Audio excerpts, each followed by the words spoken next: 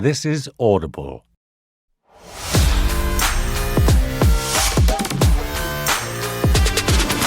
Hello, I'm Roisin Conaty and welcome to The Last Laugh, the Last One Laughing podcast. As usual, I'll be joined by two very special guests to bring you all the behind-the-scenes gossip and analysis from Season 2. Think of this show as a weird chaperone driving you around on your last date with Last One Laughing. Please dress accordingly and hands where I can see them. Now, I should warn you, there may be some naughty language in this episode. Oh, wait, sorry, read that wrong. I meant to say naughty-torty language. This is the final episode, so lots and lots of naughty-torty spoilers as well. Do not listen until you've watched the big finale. Here's the recap.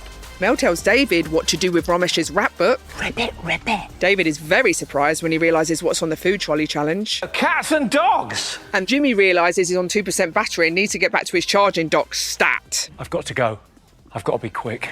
Doors! Doors! To discuss all of that and more, we have two wonderful guests. Firstly, we have a brilliant comedian, writer, actor and author. She puts the woo into woo-woo. Even her cats have psychics. She was one of the stars of the first series of Last One Laughing and could have gone all the way if not for laughing at her own Joker. It's the divine Lou Sanders. And joining her, he is an award-winning comedian, writer, actor and author. Winner of Series 2 of Last One Laughing, it's the legendary David Mitchell. Let's clap ourselves in. Come on. David just made a wish on my ring. Oh. I said, was it about the war stopping? And he said, no, it's about his tax return. And now it won't come true about my tax return. I'm bound to get investigated now. David, congratulations. How did it feel to get your hands on the Last One Laughing trophy? I was very pleased. Yeah. I was ashamed by how much I was pleased. Because that's not supposed to be, it's supposed to be, we're all comedians. It's fun. It's about creating entertainment. But now I was pleased to win. You greedy bastard. But how did you celebrate? Did you hit the clubs, go UFC? How does a David Mitchell celebrate winning? I don't celebrate. Because if something good has happened, you don't need to then do nice things. So puritanical. Yeah, no, I love it. Now, what I do is I drink to cheer myself up when things are bad, but not when things are good. So you use the celebration to fill the gaps in your life when there's nothing to celebrate. And then when you celebrate, you can just allow the smugness to warm you up. That's my technique. Okay, so I'll start with you first, Lou. Yeah. When you saw the lineup, Yeah. who did you think was going to win? And Let me tell you. Did you have money on David? Let me tell you who I've got problems with from that lineup. Let me tell you who I've got beef with. Mitchell. Beef, it's even worse coming from a vegan. Yeah. The expression Vegan beef with. No, I thought that is a lovely lineup. And I like the way they've got a mix of old and new, if I can be so bold. Guess which category you're in. You see, nobody tells you. The klaxon doesn't go off when you go, you've stopped being one of the new ones. No, that is a lovely bunch. Of course, lovely to see my old friend Melly in there. Maisie Adam, very funny. Just Brilliant. been snowboarding with her, very funny. Amy Gletto, I love. Diane Morgan, I love. I'd be in trouble with Diane Morgan in there, I think. Who, when you walked in, David, you look round and you see all the contestants, who gave you the heebie-jeebies? Who do you think, this guy's going to, or this girl's going to be a problem? Bob, obviously. Yeah. 'Cause I'd seen how Bob won Bobby, the first one, Bobby. because he's very, very... I mean, you wouldn't call him deadpan. I call him Bobby Dog. He can stop himself laughing. Oh, yeah. Yeah, I mean, yeah. I call him Bobby Dog. But I call him Mr. Mortimer.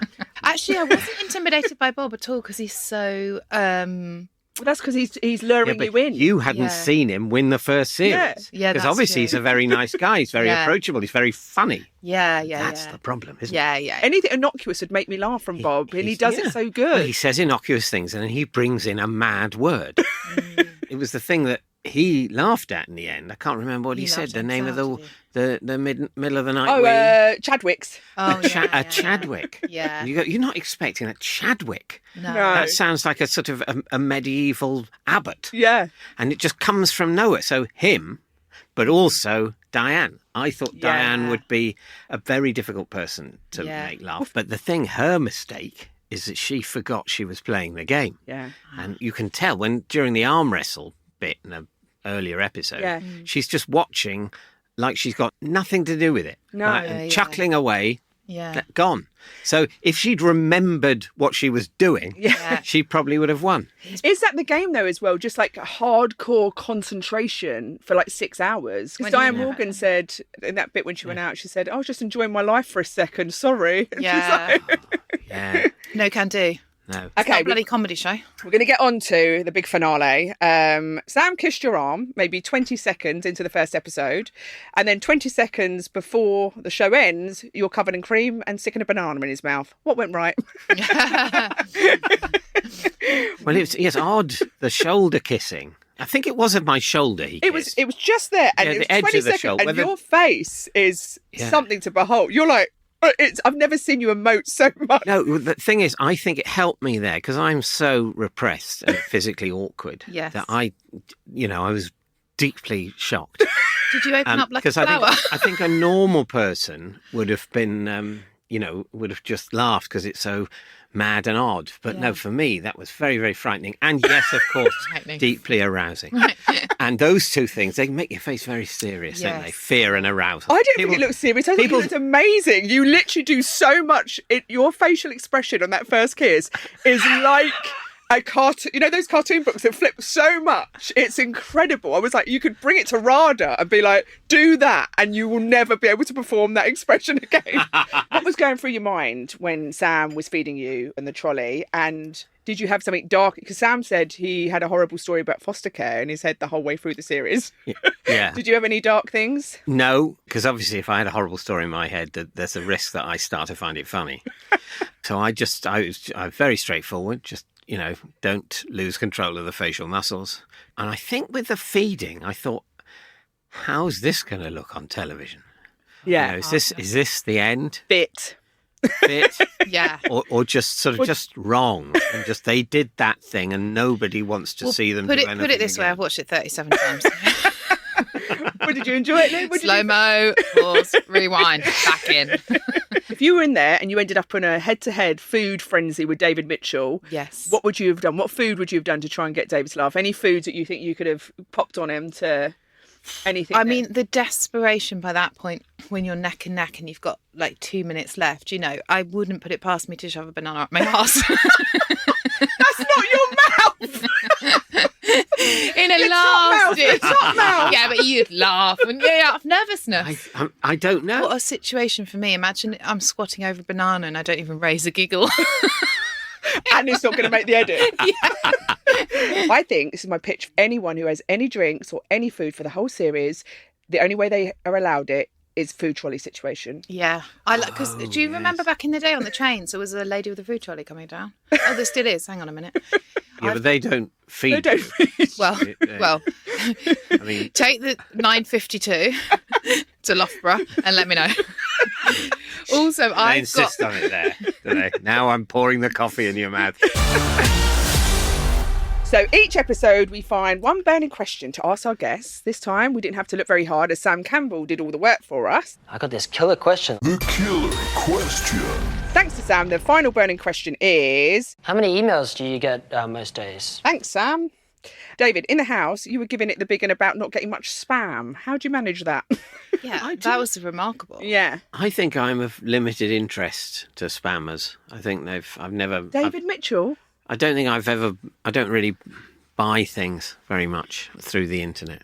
What do you mean? But why do you get spam though? There was a long period when I would get a lot of emails about penis enlargement. Oh, no. Sorry about that. I'm not going to disclose whether or not I took up any of those offers, but it just happened, for ages, and then it stopped. I don't know. The internet got bored with trying to make once you've people had the enlarge operation, Yeah, I once you've had- they suppose don't- Well, no, it's not true though, because I once bought laces for walking boots online Please from a keep well-known going. online retailer. I'm not going to mention their name.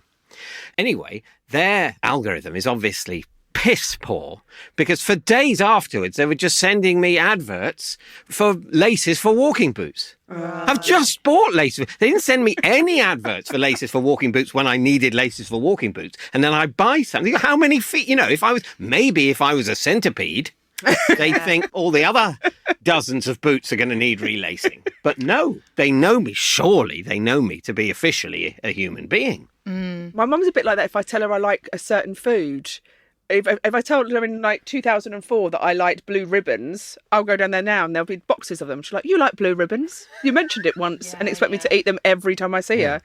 I'm only just working out that blue ribbon must be a chocolate or food of some kind. You must have had a blue ribbon. I literally thought you've been given lots of ribbons. It's a wafer, cheap chocolate wafer chocolate bar. I think it rings a bell now. Yeah. Lou, how's your emails? How was my emails? Yeah.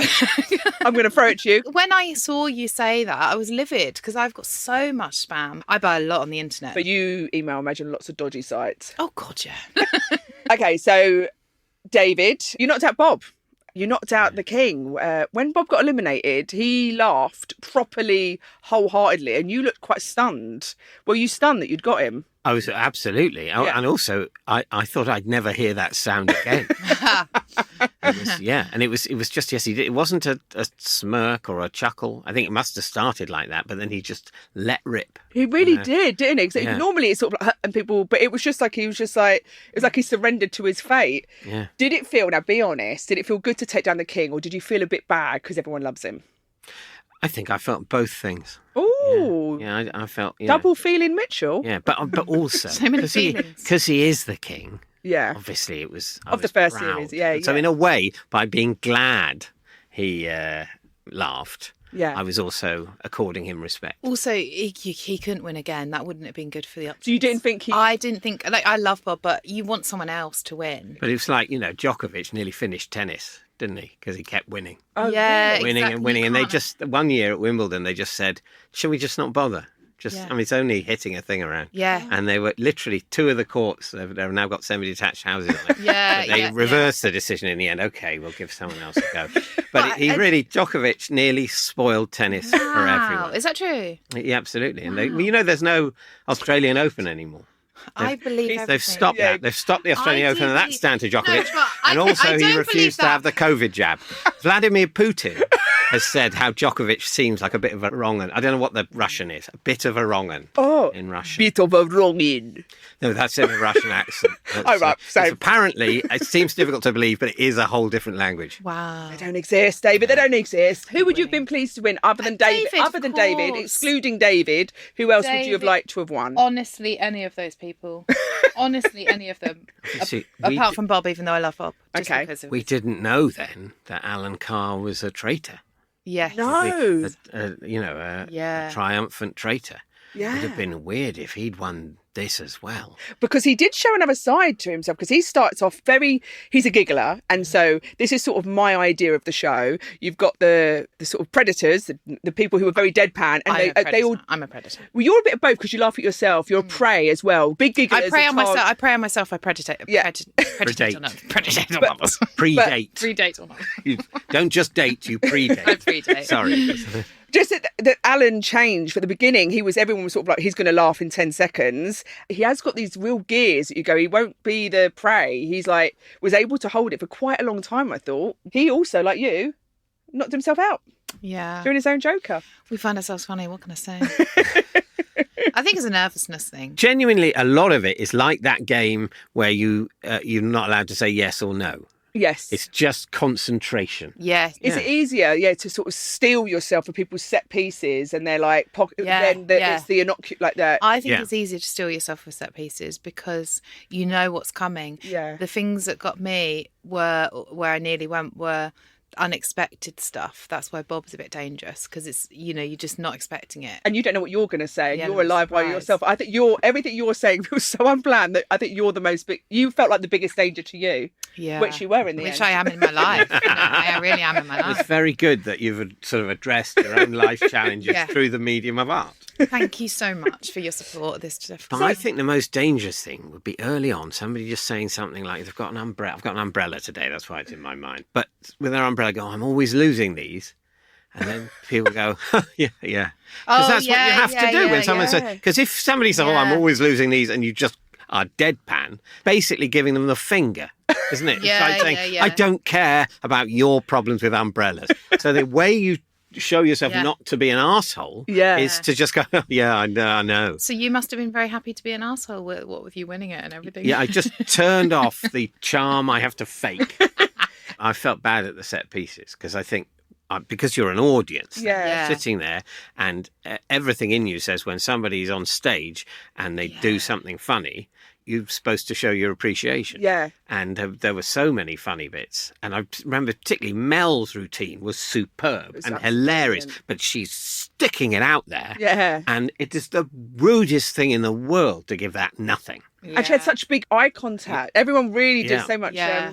I did feel rude actually with the guest pieces, because in the house I didn't feel rude because everyone knows it's the game. Yes. But when like Nick Mohammed came in or, you know, other people, I was like, oh, I really wanted to convey, like, we really like this, you know, but... It was very unfair that they didn't explain to Nick Mohammed what the premise of the show was before he came on, because I know he had a very different he had a breakdown. period after. He had a breakdown after. Yeah. I'm Mel. And I'm Sue. And if you're enjoying this podcast, why not check out our show Mel and Sue Should Know By Now, where we ask each other the questions we're too embarrassed to ask anyone else. From, can my dog really understand me? To the genuine question from Mel, what is bread? Mel and Sue Should Know By Now. Listen now, only on Audible. Right, talking of jokers, David, you did 2 brilliant jokers in there. Very, very funny. How did they compare in terms of performing? Because you did one really early on, Full House, big song and dance number. No one's expecting. How many times did you watch My Fair Lady for the accent? And then the last one, obviously it's a really small audience and you're doing the stand-up. So just talk us through the process of choosing your jokers. Well, firstly, the song one, I just thought that's incongruous, really. Yeah. And I heard the song randomly, I heard it online, and I thought, that's a really funny song. Yeah. And I'd heard it years ago. It sort of rung a bell, but it hadn't been around. So I thought that would be incongruous. I worked out a bit of a routine. I loved doing it every time I practiced it. Doing it on the show was hell. Right. Because I was getting nothing. I could see. And it just like, it's like Lou's idea about putting a banana up her ass. It's like, if you've done that, I felt I was nearly putting a banana up my ass and getting nothing. And it makes you sort of wobble. Unfortunately, I had practiced it nearly enough, so I was able just to keep going. Never mind. Remember the Edinburgh Fringe in the late 90s. Yeah. You've done this before. It's just the Scotsman reviewer. And I sort of got through it. The second one, by then, it was really near the end. Yeah. And I wasn't expecting to have to do that. And I was sort of in a weird kind of trance state, actually, because I think I was starting to think, will anyone laugh at all? Then it was... The stand-up one was very good. It reminded me of my own work, actually, in the clubs. Yeah. But also, talking of jokers, Lulu, you knocked yourself out in your joker. Yeah. And Alan and Daisy also laughed at it. Why is it dangerous to do... What It's just so... I think it is nervousness because I had to come out through my mother's womb down a slide, and you just feel so self-conscious in front of, you know, like Richard Ayoade and Bob and everything, and you're just sort of, you're in a leotard with jelly shoes on, and then you just laugh because it's so stupid and you feel like a kid doing your performance piece to your parents. If you were to do it again, don't tell us what your jokers are, but how would you prepare to not laugh? What would you... I think I'd like to do one more like Joe Wilkinson's, sort of like the R&L. Good luck writing something that good, but like more deadpan. More deadpan, and get Joe to write it for me. I'm glad I did the second one in the end. I find it funny that I've worked so much with stand-up comedians and never done stand-up comedy. Yeah. And so it sort of amused me to do a sort of shitty, unfair reflection on my views on It was it. very good. It was better than lots of acts. Whose joker got you the most in the house? I'll tell you what I noticed. You seemed to really light up when Bob, in his joker, mentioned the Warsaw Pact. You visibly had a reaction. I was like, oh my God, why has that got him? But that's because that's Bob's incongruous remarks. And obviously he stumbled into something a bit history-ish, but you never know what he's going to say. So that nearly got me. The sausage machine. Oh, in Alan's. I mean, that was... That was I was very, very close then. That was so weird and disgusting, and you know that. But also the farting in Diane's. That was perfect farts. Yeah, and there really a lot of thought had gone into the nature and timing of those farts. Oh yeah, she came on and she told us the level of fart research she did. Mwah. That is artistry. Okay. So our host and overlord, Jimmy Carr, came into the house, went flying into the door in the footstool. Do you think it's okay Jimmy's going in now? Because he knocked Ramesh out and he's quite giddy in there and he's like a new threat. Well, I think in that moment, it really felt like he'd meant to zoom out of the door in the coolest way possible. It was. If he'd faked it, that would have been unfair. But that was a So genuine, funny mishap. And the thing is, Jimmy he's got a lot of authority, a lot of dignity. Yeah. So that's the best pratfall of all. Yeah. You know? It was so funny. How comes there were new footstool moved till the end last episode? It was like the whole series. Well, I forgot to check the furniture for whether or not it zoomed around unaided. And it's easily done. I wouldn't make that mistake again. Lulu, if you were in there, would you have gone on the footstool? And how many years for manslaughter do you think you would have got? Yeah, I would have liked to whiz around on that. I genuinely think they wouldn't put it in if you were in there. Really? They have to do risk assessment for these things. I know you put the insurance costs up. I would have just been gently twizzling around, that's all. So Bob had a beautiful love song, not about murder, which was a little surprise for us all. How did you find him singing to you? I mean, It's quite late. It's late in the game. Late in the game, and I think I thought I wish I was in a position to enjoy this more. It's just That's the hard thing, isn't it? It's such a you're getting a one-man personal corporate from Bob, but you're like, no, go away. No, that's a good way of putting it. A personal That's corporate. a really good way. Yeah. Lulu, have you ever been serenaded? Yes. Oh, Can't talk about it, of course. No, Well, guy. in life, yes. Yeah, do you find that hard to believe? Do you? No, do you find that hard to believe? Feels a bit Renaissance. That's all. It's not, No, I was in LA, of course, and this guy that I sort of met on the beach. We were then going to go for dinner. We got chatting to each other on the beach, and then he said, "Come back to mine." So get my stuff or whatever. And then he got his guitar out. Is that a euphemism? No. He got his guitar out, cocked one leg up onto the... I mean, it couldn't have been worse. I like this bit, though. Cocked one leg up onto the whatever, sofa or whatever, and then started to kind of, like serenade me like this. And I went, no. No.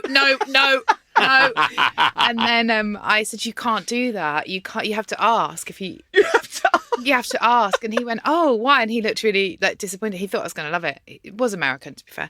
And I said, well, I'm not just getting up and doing a bit of stand-up, am I? It would be mad and insane for me to stand up on a little box and go, okay, lovely to see you here. Give me a cheer if you're single. Not for long, baby.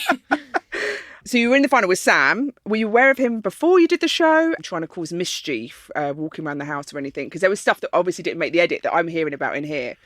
Well, I was aware of him. He's been on Would I Lie to You a couple of times. Okay. Very funny, and odd. Yeah. One of those odd funny people they have now.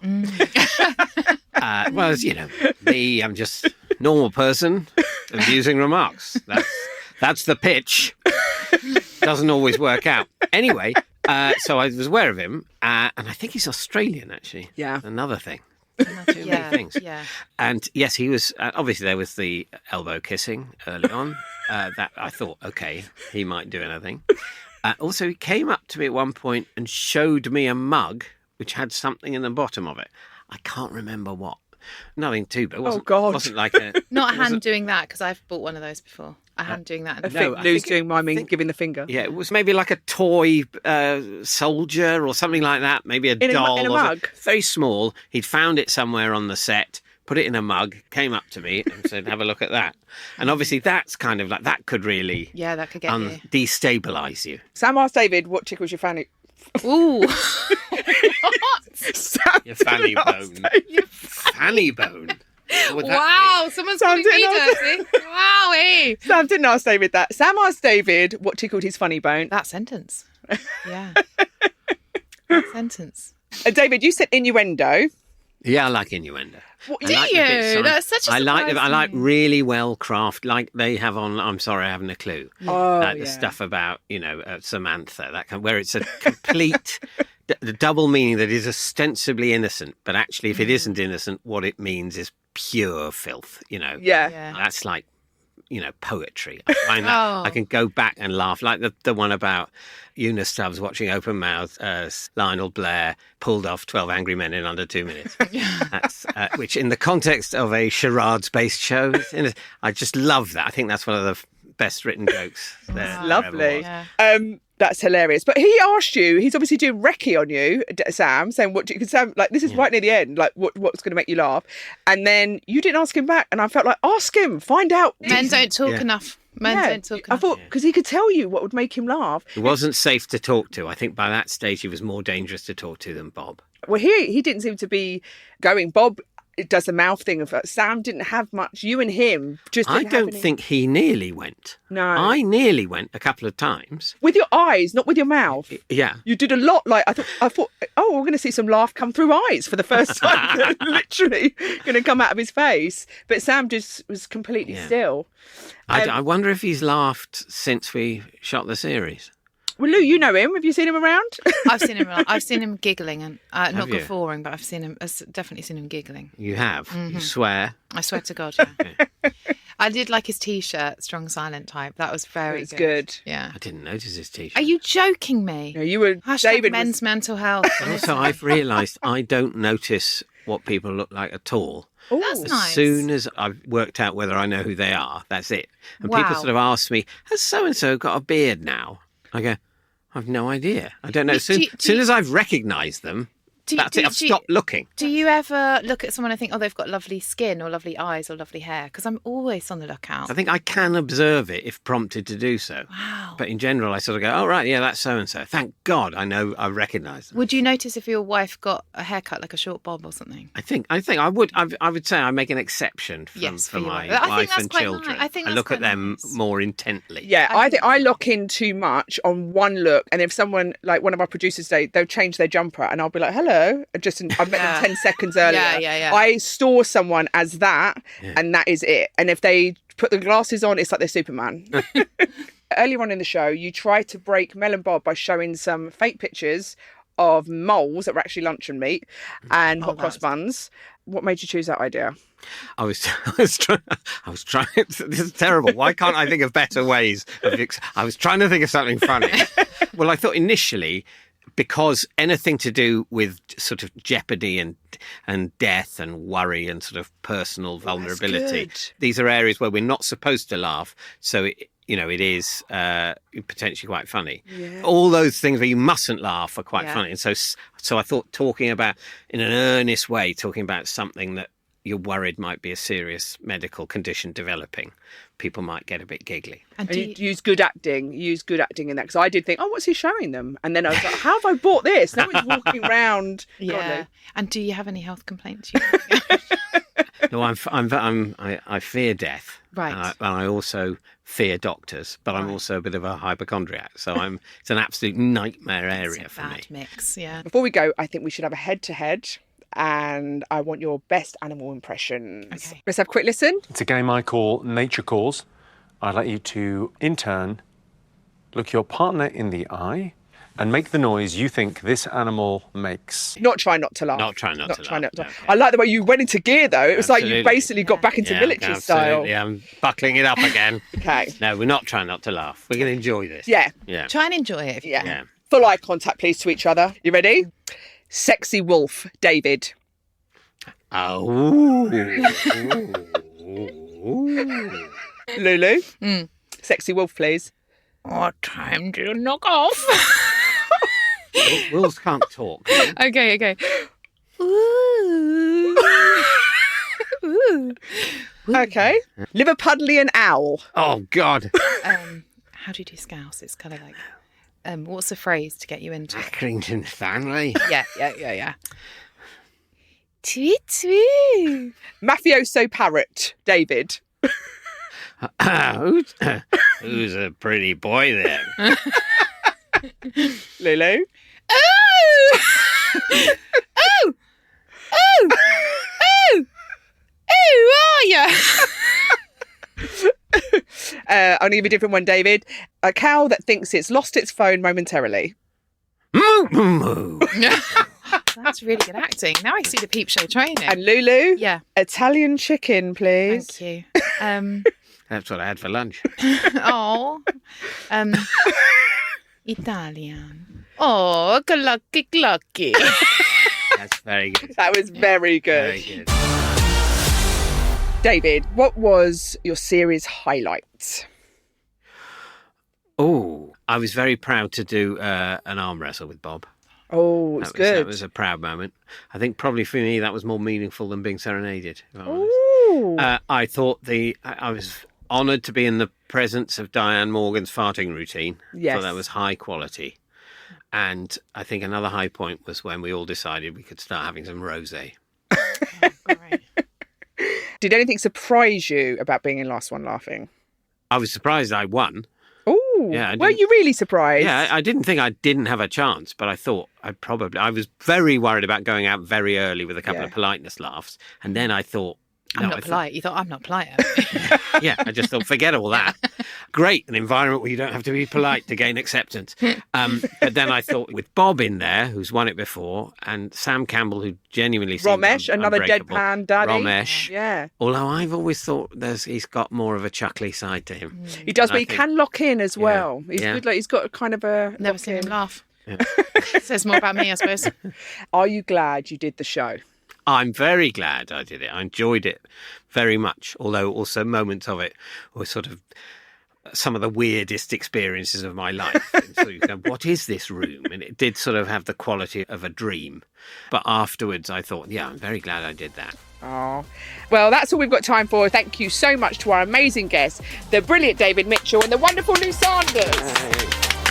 You've been listening to The Last Laugh, the Last One Laughing podcast, an Audible original produced by Zeppatron and Initial, hosted by Roisin Conaty with Maisie Adam, Natalie Cassidy, Emily Dean, Fatih El Ghori, Amy Gledhill, Bemisola Ikamelo, Harriet Kemsley, David Mitchell, Diane Morgan, Sarah Pascoe, Lou Sanders, Joe Wilkinson. The executive producer was Richard Cohen. The series producer was Zoe Waterman. The producer was Jake Graham. Additional material by Siobhan Conaty.